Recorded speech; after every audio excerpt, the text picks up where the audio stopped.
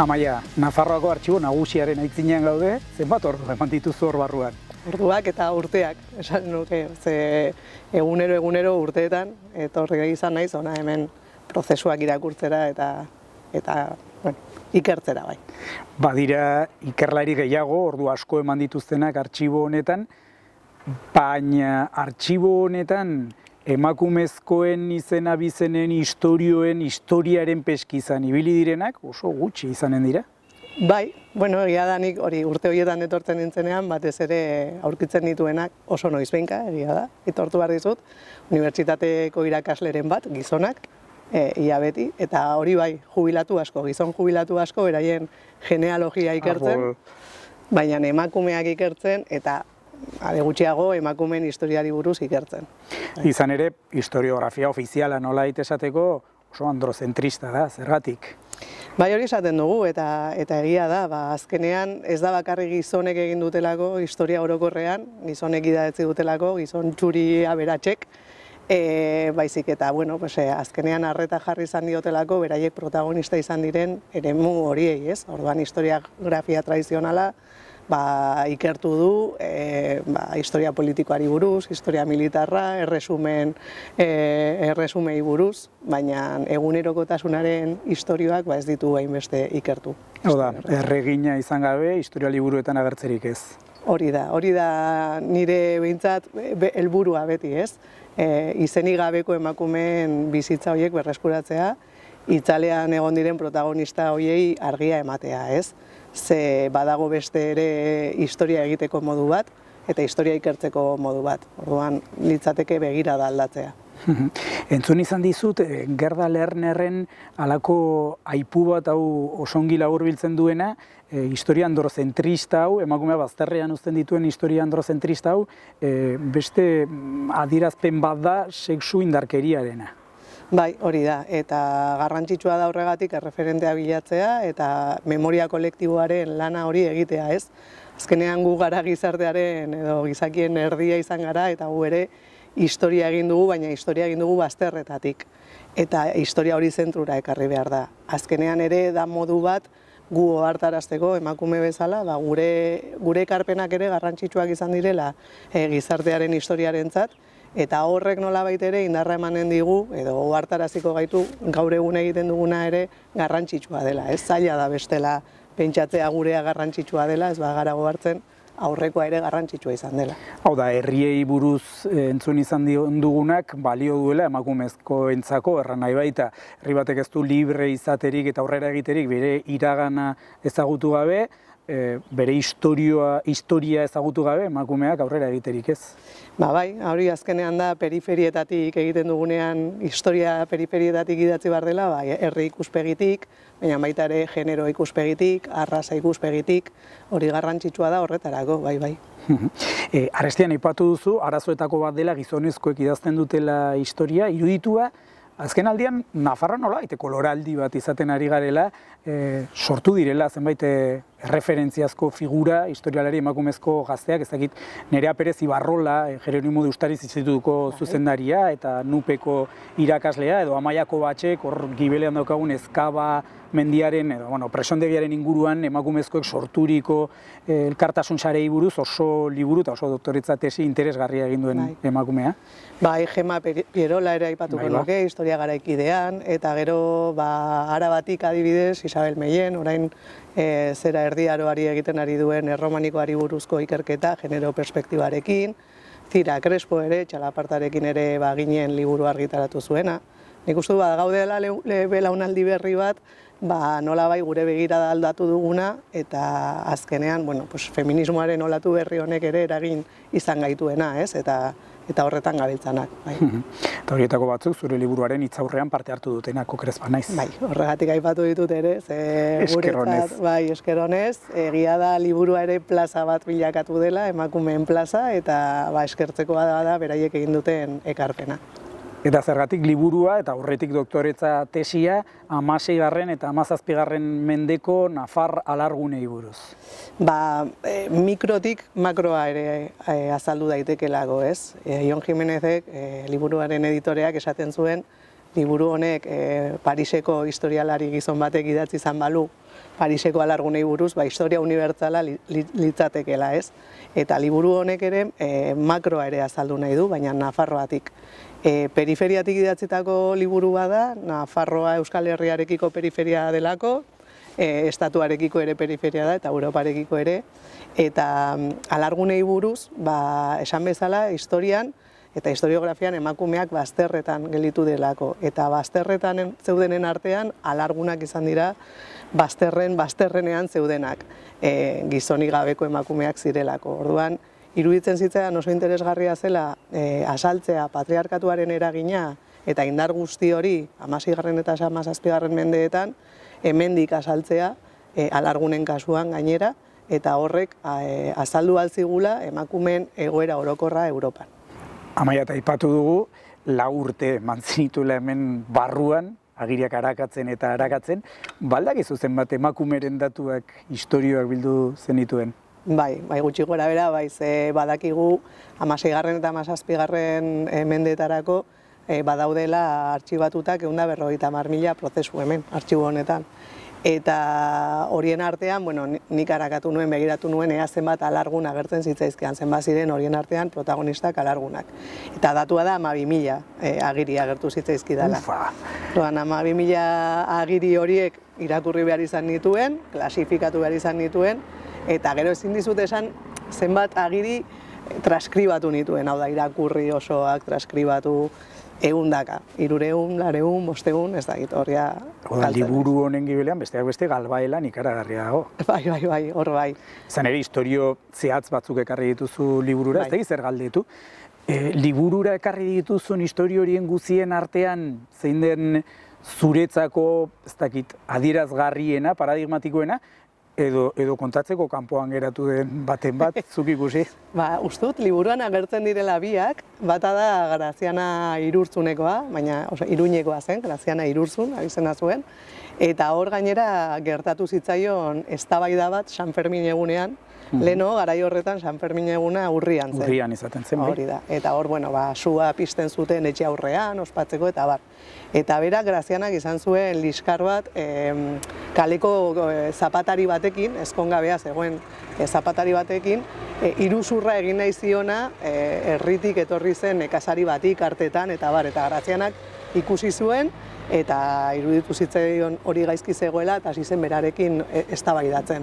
Eta zapatari honez, saiatu zen Graziana jotzen, ez? Orduan, nik horitzen du, irakurri nuenean, gelitu nintzela Grazianarekin, ze oso izaera potentea zuen, esaten zion besteari, bera errespetua merezi zuela, bera alarguna zelako, eta eztabaidan ari zirela sutsu gainera, momentu batetan gazteleraz, eskriba hauak horrela jasotzen du, ze itzultzen zituzten, euskera zegoen, originalean, baina, berak egiten zuen itzulpena, eta esaten zion Grazianak zapatari honi, si yo tuviese la ventaja que vos me tenéis como hombre, de la boca os haría cagar.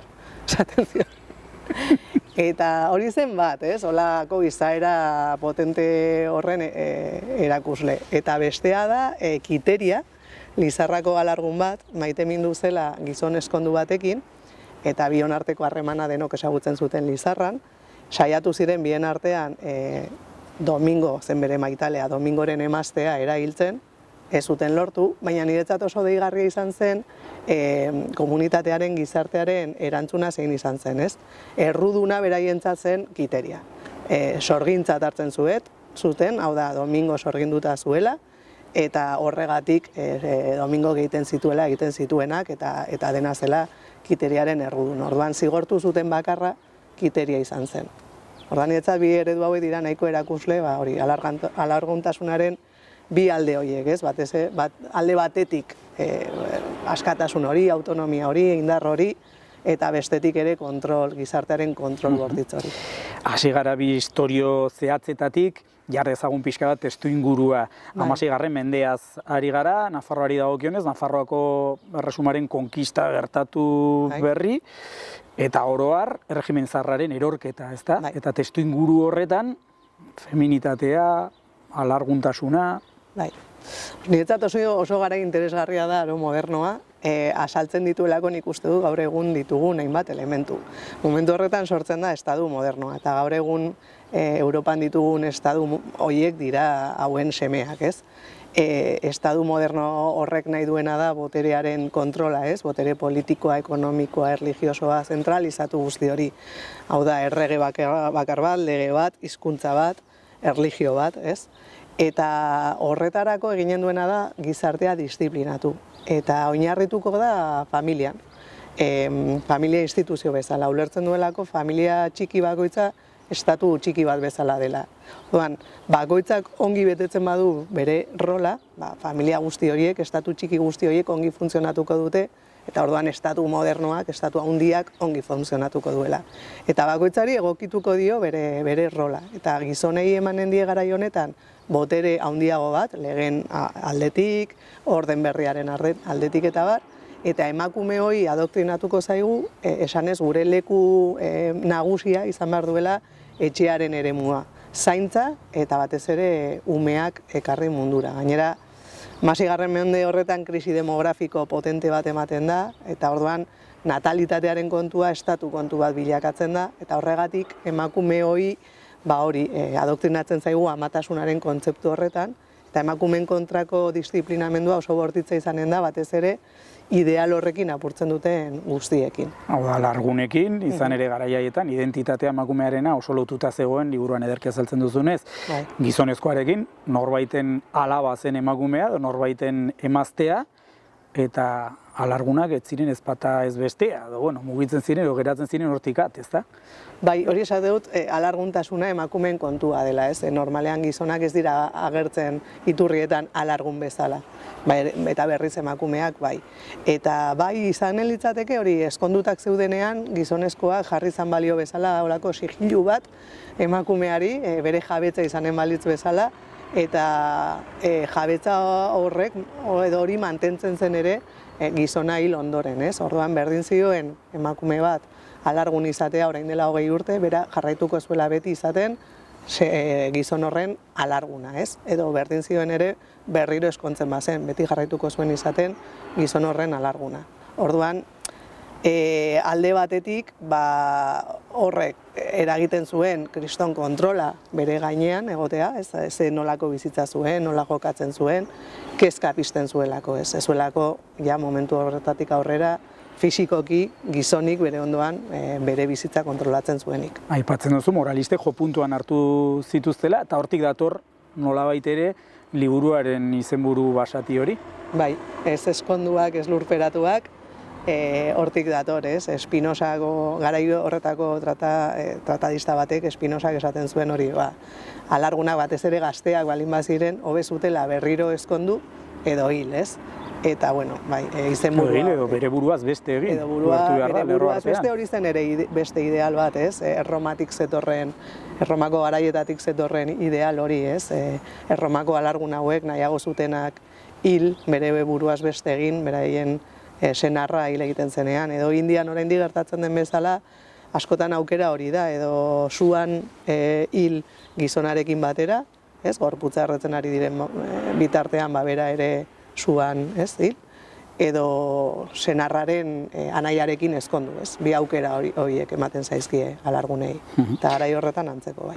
Eta garai haietan, erabat zehaztu zuten zer egin behar zuen alarguna, glutoak zenbat irauten zuen janzkera zer nolakoa izan behar zen, gutxi edo asko negar egin behar zuten, hor, kontatzen duzu historio bat, gutxi negar egiteagatik senarraren hilketaren susmagarritzat jo zuten alarguna zuzen ere, ezta? Bai, hori gertatzen zen, eta gertatu zen, hor Nafarroako herri batetan, orain ez dugu gogoratzen, mendialdean ustut izan zela, eta gizon bat hilda aurkitu zuten, eta iritsi zirenean, herrikoak iritsi zirenean, eta emakumea ikusi zuten, eta ez zuen ez egiten, emakume honek egin behar zituzten ez negarrak, ez oiuak, orduan pentsatu zuten susmagarria zela, eta epaitu zuten, esanez berak erail zuela bere senarra. Orduan, dena ez, sistemak dena fiskalizatzen zuen, baita ere emakumearen sentimenduak. Ez bakarrik nola adierazten zituen,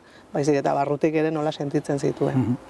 Eta baita, nolabait esateko, jarduera ekonomikoa ere izan ere, hildako senarrak baldin bazuen alako negozio bat, dendaren bat edo, urtebetez mantentzen altzuten, baina gero ja da ez, ezta? Itxi batzuten nahi eta nahi ez. Deitzen zioten tempus lugendi edo negar egiteko garaia. Urtebetez, baimena zeukaten eta ziren salbuespena alargunak, ez? Garai horretan ere 16. mendean esan dugu, emakumeak kanporatuak garela eremu publikotik eta baita ere lan mundutik. Eta hori gremioetan gertatu zen, ez? Debekatu egin ziguten gremiodun izatea. Eta salbuespena ziren alargunak, hori baimentzen zieten urtebetez, beraien dendak edo tailerrak irekitak edukitzea, saltzeko produktuak urte horretan, eta baina gero itxi egin behar zuten. Eta hor ere polita da, hemen artxiboan, ehundaka prozesua aurkitu nituen, non alargun horiek borrokatzen zuten gremioen kontra, beraien dendak irekitak mantentzeko urte horretatik aurrera.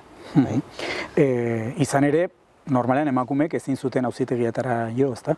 Normalean ez, beti joan behar ziren edo aitarekin, edo senarrarekin, eta salbuespena alargunak ziren. Horregatik beti, hori ez, txanpon bakarraren bi aldeak, ez? Alde batetik egia da, alarguntasunak olako boterea edo autonomia ematen ziren, eta beraiek etortzen ziren, beraien izen propioan, borrokatzera horrelako kontuengatik. Aipatze duzu, ezta? Batetik alarguntzea zen txirotzea, baina bestetik boteretzea edo alduntzea inbatean ere bai. Bai, hori zen egia da alarguntzea putada bat zen, hola, esan da, gordin esan da, ze azkenean gizarte patriarkal horretan soldata nagusia gizonak ekartzen zuen. Orduan berdin zioen alargun horrek ze egoera sozialean zegoen, alargun gelditzen zen momentuan, horrek suposatzen zion txirotzea ez. Orduan alde batetik hori egia da, baina bestetik egia da ere horrek aukera ematen ziola, lehenengo aldiz beraien bizitzan erabakiak bere kabuz hartzeko. Horra, aipatze duzu ekonomikoki, okerren zeudene prostituziora ere jo behar izaten zutela. Bai, horrelako kasu asko ere daude, noski, alarguna asko ikusten ditugu, hori edo prostituzioan, edo alkahueta moduan, hau da, beraien etxeko gelatxo bat alokatzen zuten eta beste emakumeak hartzen zituzten prostituzioan aritzeko, beraiek ere aritzen ziren bitartean. Orduan, beharraren gatik ere, asko jo behar izan zuten horrelako kontuetara, bai. Dena dela, liburuaren azpitituluan esate duzu erresistentzia historio bat ere badela, zertan datza, mende horietako alargunen erresistentzia hori? Hori, inposatu zieten ideal horren kontrako erresistentzia bat, ez? Azkenean, sistemak esaten ziena zen, gelditu behar zirela etxean, otoi egiten, seme-alabak zaintzen, eta etxetik ateratzen, asko jota mezara joateko, ez? Eta gero ikusten duzunean errealitatera ona etortzen zarenean, eta auzi guzti horiek irakurtzen dituzunean, eta beraien ahotsak entzuten dituzunean, ohartzen zara hori ez dela egia, ez? Ez ziren etxean gelditu, lanera atera ziren, aurrera egin zuten, izaera potentea zuten askok, eta horrelako kasu asko aurkitzen ditugu. Beste erresistentzia asko izan zen beraien arteko elkar laguntza. Elkartasuna, ez? Hori ikusten da, nola asko ere pobrizean bizi zirelako, adibidez Iruñan asko aurkitzen ditugu, non bi alargunen artean erabakitzen dute elkarrekin bizitzea eta horrela aurre egitea. Kontua da hori ere, hitz egin dut beste ikertzaile batzuekin, egia da sexualitatearen inguruan, emakumeen sexualitatearen inguruan edo homosexualitatearen inguruan, ez dela aipamenik ateratzen, ez? Bakarrik agertzen da sodomia hitza, bi gizonen arteko harremana denean. Baina berriz emakumeen harremanak ez dira ez da aipatzen ere. Orduan nik esaten nuen, agian elkarrekin bizitzen ziren alargun hauek, agian harremandutak zeuden edo zeukaten harremana. Dena dela, hitz egiten ari gara, 16 eta 17. mendeko alargunez, alargun nafarrez, baina gutxi gora bera eredu horrek ez ote duen iraun 20. mendera arte, ez da?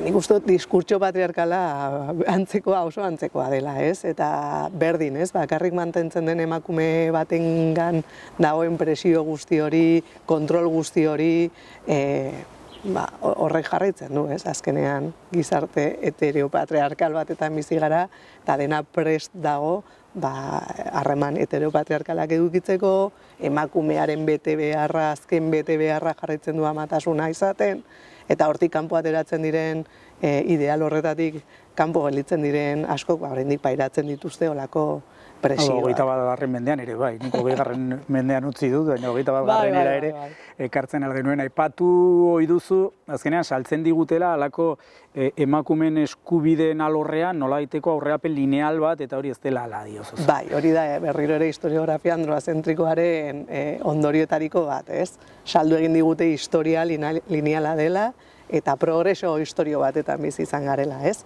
Eta nik beti galdetzen dut, progresoa norentzat, noren ikuspegitik. Adibidez, garaio honi, nik ikertu dan garai horri, deitzen zaio errenazimendu garaia. Eta emakumeentzat ezin izan errenazimendu garai bat, ez? Atzera pausua izan zen, lan eremuan, sexualitatean, eta bar.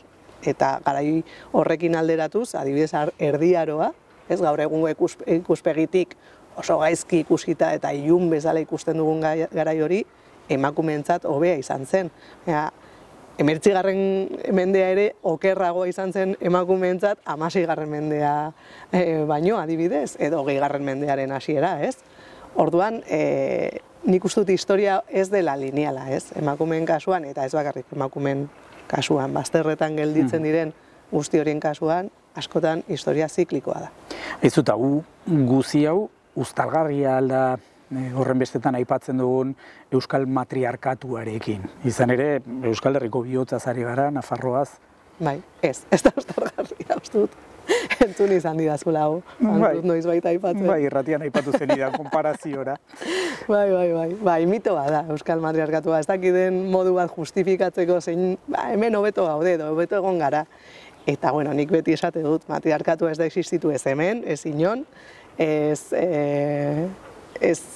hartzen badugu historia osoa eta arakatzen badugu horrelako gizarterik ez dugu izan. Matriarkatua litzateke patriarkatuaren beste aldea huelta, ez? Oda, gizarte jerarkizatu bat, non emakumeek agindu izan duten, eta beraiekin posatu dituzten bere balioak, eta edo adibidez, imaginatu gizarte bat, non gizonen sexualitatea zeran neurtzen den emakumeen interesen arabera, eta hori ez da existitu. Existitu dena da, eta nik horregatik beti ulertzen dut, ematen den nahasmena, hemen eta Nafarroan emakumeek zeukaten gaitasuna ondarea kudeatzeko, eta largunen kasua hori da ere, bai usufruktuaren bidez, ero beraien dotearen bidez, zeukaten Europako beste lurraldeetan, baina gaitasuna handiagoa ondarea kudeatzeko. Eta batez ere etxean erabakiak hartzeko. Baina hori izan zen sistemaren estrategia bat emakumea etxeari lotzeko, eta batez ere emakumearen ondarea hori sistema tronkal horretan mantentzeko, ez? Besterik gabe. Arestian aipatu dugu, iragana, historia ezagutzea ezinbestekoa dela aurrera egiteko, emantzipatzeko emakumearentzat, eta gogora datorkit, elkarrizketa hau grabatu dugu Oskar Sariak banatu eta berehala, eta gogoan eukiko duzue, Will Smithek zaplasteko amantziola, humorista, aurkezpen lanak egin zituen umoregile bati, haren emaztearen kontura, txiste merke txar kruel bat egiteagatik. Eta Twitterren, ari historiko bat egin duzu horri buruz. Uztartu dituzu gertakari biak ez, gaur-gaurko gertakari bat kontu historikoekin, ez da? Bai. Zer irakurketa egin duzu, eta biltzerik bai? Bai, urrezko aroa horarazi dit, ohorearen kontu guzti hori, ez? Azkenean Will Smith egin duena da, bere emaztearen ohorea defendatu. Ulertzen zelako garai horretan, eta nik uste dut mantentzen dela oraindik ikusten da, mantentzen dela hori emakumearen izen ona dagoela oso lotuta gizonari. Hau da, emakumeak ez duela ahots propiorik eta gizonak defendatu behar duela bere ohorea, ez? Emakumearen jokabidearen arabera ere gizonaren ohorea, ez? Eta hori urrezko aro horretan antzerkian eta horrelako lanetan ikusten zen, eta, atzo, orain labi egun ikusi ahal izan genuen Oskarretan, ez, horrelako estenifikazio bat. Gogorarazi zidan niri.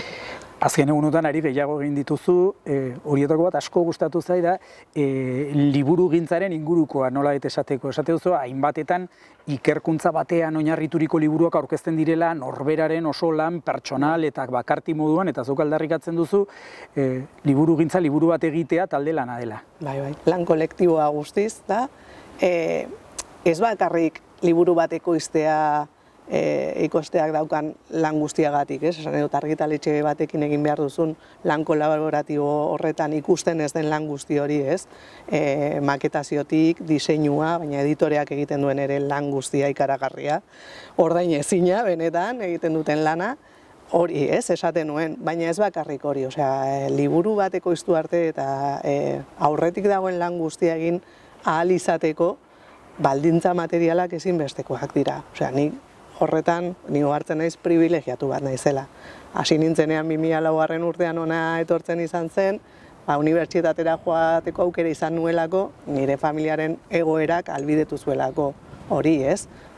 Aberatsak izan gabe, baina, bueno... Beka bat ere jaso zenuen. Beka bat jaso nuen, baina beka hori jaso ahal izateko, karo, nik aurretik hori ikasketak egin behar izan dituen, eta badakigu, egoera sozioekonomiko zaugarrian daudenen artean bakarrik 10% iristen dira unibertsitatera. Osa, horrek asko esaten du, Oso adierazgarria da. Oso adierazgarria da, orduan, horregatik ni beti esaten, pixka eta amorro ematen dit, hori, aurkezten dutenean, ikertzailearen lana oso hori lan bakarti bat bezala, egia da, ordu asko sartzen ditugu hemen, baina gure inguruak hori albeitutu duelako, ez? Eta horregatik zenbat gelditzen dira bidean, zenbat emakume, zenbat pertsona razializatu, zenbat pertsona egoera ekonomiko edo familiar bat txarra duten horiek ezin direnak iritsi izan ikertzera, ez? Eta gero are gutxiago idaztera. Eta esan duzun bezala, Maia, zenbat emakume geratzen diren bidean, Guraize efektua aipatu duzu beste ari batean oso arigile zabiltza Twitterren azken bola honetan. Azken bola bai, erabaki dut, hola, iritzia eman bali badut, dakidanari buruz emanen dudala, eta batez ere historia eta ikerketa munduari buruz. Bai, Guraize efektuak hitz egiten du, horri buruz, ez? Zenbat emakume hasten diren, batez ere letretako karreretan hori ikusten da, ez? Hasieran ehuneko aldetik, askoz emakume gehiago gaude, gizonezko baina gero, maila akademikoan igotzen goazen heinean, Guraize efektua ematen da, eta justo kontrakoa, ez? Irakasle titularrak edo katedradunak, esaterako, ia denak gizonezkoak dira, ez? Oso zaila egiten zaigu, ikerketa mailan edo maila akademikoan gu igotzea. Eta, bueno, arrazoiak oso hauntintzak dira, baina batetik, historiaren kasuan, adibidez, historiografiaren kasuan, esan bezala, androzentrikoa delako, gizonekoek erabakitzen dituzte zeintzuk diren ikerketa gai nagusiak, beraiek ere erabakitzen duten nori eman ikerketa beka horiek eta bar, eta orduan, zentzu horretan nahiko endogamikoa da. Endogamikoa eta iaia erdiarukoa, ez da? Basaiajean edo menpekotasunean ez ote den oinarritzen. Bai. Gero, egia da asko zaildu dela, ikerketa eta mundu akademikoaren ibilbide guzti hori, egonkortasuna 40 urte ingururekin iristen omen da. Eta, klaro, hori ere beste lagun batek, Granadan ezagutu nuen historiagile neska beste batek esaten zidan, berari hori gertatu zaila, orain 40 urterekin, behingoz lortu duela pixkat egonkortasuna. Baina, klaro, uko egin dio familia izateari, bikotea izateari, eta hori, emakumeen kasuan, ez da horren ohikoa, seguri exigitzen zaigu, edo espero da, gu familia izanen dugula, bikotea lehenestuko dugula, eta bar. Orduan, hori gertatzen da ere, bai. Baita edabideetan eta iritzi emaileen artean ere, baina hor salbuespen zaitugu. Euskal Herri irratian eta berrian, Euskadi irratian ere ibili izan zara. Baukazu halako presentzia bat gure panorama mediatikoan, beharrezkoak dira, horrelako erreferenteak, emakumezkoak. Nik esate du nire pasioa historia dela eta nire bete beharra divulgazioa. Uste dut askotan akademiaren munduan akademiarentzat idazten dela. Eta nik uste dut gure bete beharra dela ezagutzen duguna ezagutzera eman. Nik ere ikasi dudan bezala, ezagutzen ez dudanari buruz, beste divulgatzaile on askoren bidez, ez? Orduan, gustoko dut ere komunikatzea eta saiatzen naiz. Eta orduan gustuko lana, la bete beharra izan da, doktoretza tesi zena divulgazio liburu bihurtzea izanen, ez da erraza. Egia da, mamu bat zela hor haunditzen zijoana, 12 urte pasa dira defendatu nuenetik argitaratu dugun arte. Eta, karo, medio ere amatasuna, bi alaben ama naiz, eta orduan gauza asko pasa dira tartean. Bi alaban mugituren ama. Bai, oso mugituren ama, bai. Eta, baina eskertzen dut ere, hamarkada bat pasa izana, ze beste perspektiba bat eman dit, asko ikasi dut, ziurrenik ere nire begirada feminista ere haunditu da, eta orduan, horre ere nik uste dut islatzen dela liburuan, hamarkada bat pasa dela tesia egin nuenetik idatzi dudan arte liburua. Bera, youtuberraren eginen dut, ez da ikusi dituzun inoiz, teknologia berrien inguruko youtuberrak horre esate dute gomendatutakoaren zigilloa jartzen diogu telefono segapoto honi edo dena delako hori, liburu honi gomendatutakoaren zigilloa jarriko diogu, oso interesgarria, mamitsua, estimatua dago lana eta estimatua dago elkarrizketa maila. Eskerrik asko zuri. Eta ez da nahi zinor aslako zigilloa jartzeko, baina youtuberrarena kamera aurrean nuela, gogora etorri zait, estimatua dago maila eta aurren arte. Azuei. Gaurkotasuneko gaiak poltsikoan. Aldizkaria ostiralero doan eskuko telefonoan eta tabletan. Deskargatu aplikazioa. Egin txap!